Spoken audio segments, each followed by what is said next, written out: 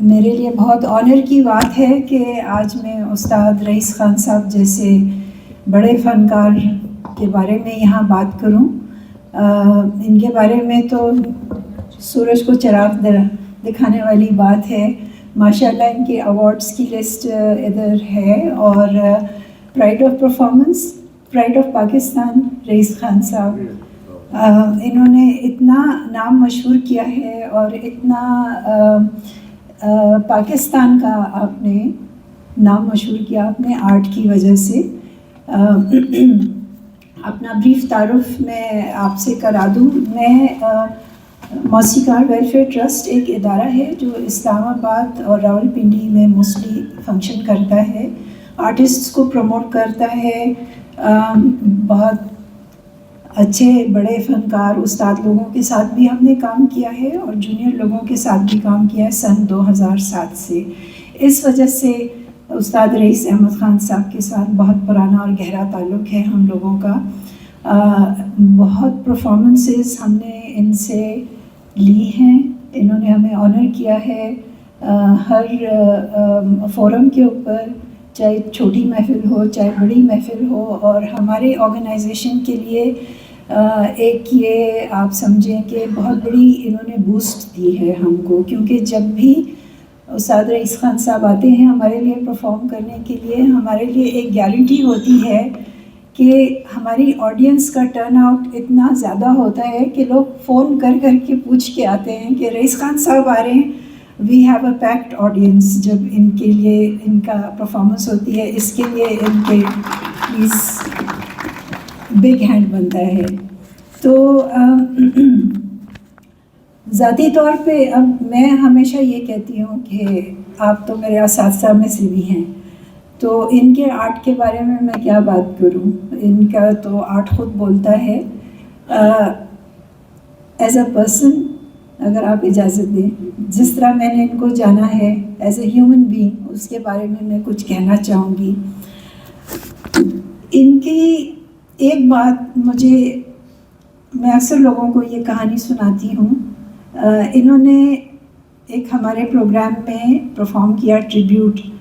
میرے اپنے استاد جو تھے جن سے میں سیکھ رہی تھی شروع میں، مرحوم استاد فتح علی خان صاحب، بڑے فتح علی خان صاحب پٹیالہ گھرانہ، ان کی جب ڈیتھ ہوئی ان کی دوسری جو تھی برسی، وہ ہم نے کی. آپ کو یاد ہوگا Pakistan national council of the arts میں، اس میں آپ نے آ کے پرفارم کیا.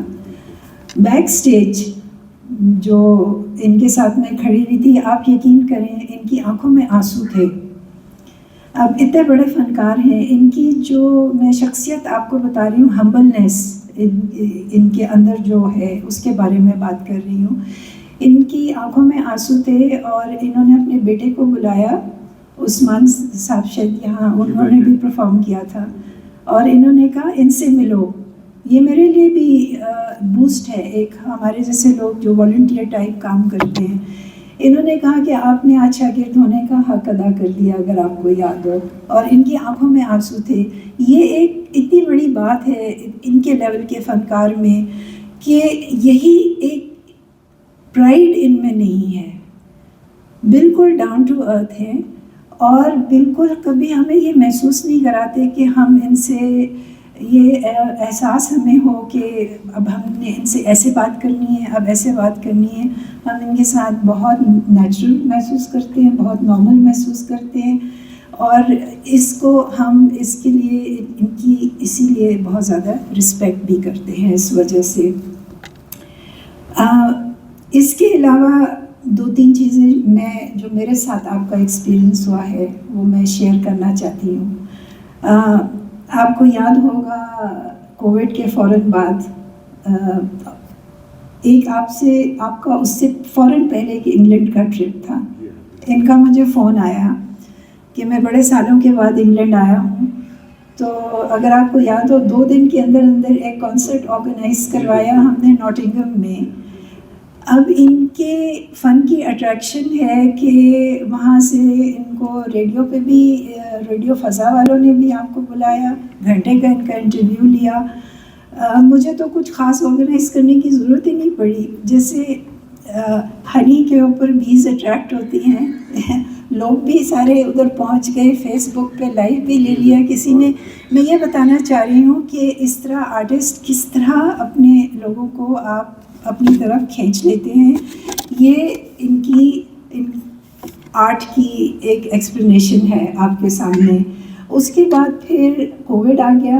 اس کے بعد ایک ہم نے یہاں سے پروگرام آن لائن آرگنائز کیا تھا, جو کہ ہم نے زوم پہ کیا, اور وہ بھی ایک یونیک ایکسپیرئنس تھا.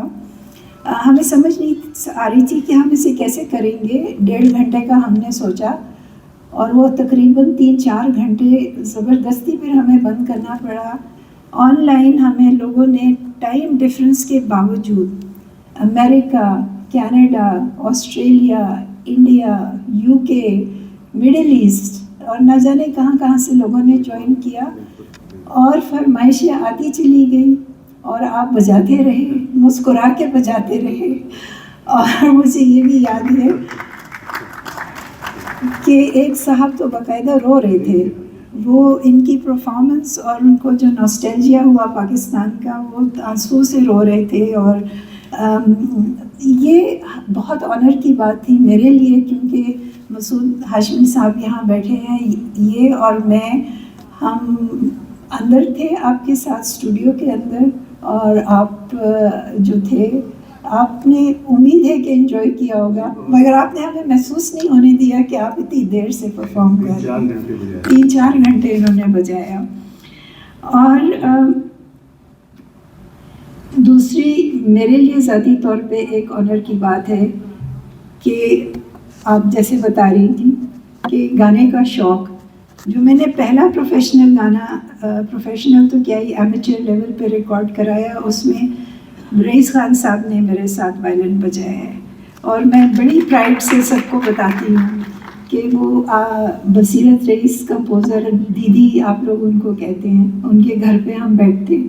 یہ میری میموریز ہیں جو میں آپ کے ساتھ شیئر کر رہی ہوں کہ اتنا اچھا ٹائم آپ کے ساتھ گزرا ہے, اور میرے لیے بہت یہ آنر کی بات ہے. اور یہ اوریجنل کام کرنا, آپ جیسے لیول کے فنکاروں کے ساتھ بیٹھنا, میرا تو دل یہ چاہتا ہے کہ, اور میں خوش قسمت ہوں کہ مجھے یہ اپرچونیٹی ملی. آگے آئے لوگ, ایسا کوئی پلیٹ فارم ہو جہاں آپ جیسے فنکاروں سے لوگ استفادہ حاصل کریں. یہاں میں آرٹس کاؤنسل لیول پر یہ بات کہہ رہی ہوں کہ سب سے خوشی کی بات یہ ہے کہ آپ لیجنڈ کو ان کی زندگی میں آنر کریں. یہ ایک بہت کمی ہے ہمارے ملک میں, بعد میں یاد کرتے ہیں. آنر کریں اور بار بار کریں, یہ نہیں کہ ایک پروگرام کر لیا. ان کو تو پاکستان کے بہت ہائیسٹ لیول پر آنر کرنا چاہیے, کیونکہ ان کی جو رسپیکٹ ہے پوری دنیا میں ہے, اور اس سے ہمارے پاکستان کی رسپیکٹ ہوتی ہے. لوگوں کو پتہ چلتا ہے کہ کتنا آرٹ ہے ہمارے پاس, کیسے کیسے آرٹسٹ ہیں. تو بس میری طرف سے تو کہنے کو بہت ہے, ساری شام بات کر سکتے ہیں, لیکن آئی ایم شیور کہ آپ کے پاس اور اسپیکرز بھی. بہت شکریہ, تھینک یو سو مچ. بہت شکریہ ڈاکٹر سیما. آپ نے ٹھیک کہا کہ سب لوگوں کے پاس بہت بہت یادیں, اور ہر کسی کا دل کرتا ہے جو مائک پہ آتا ہے کہ ہم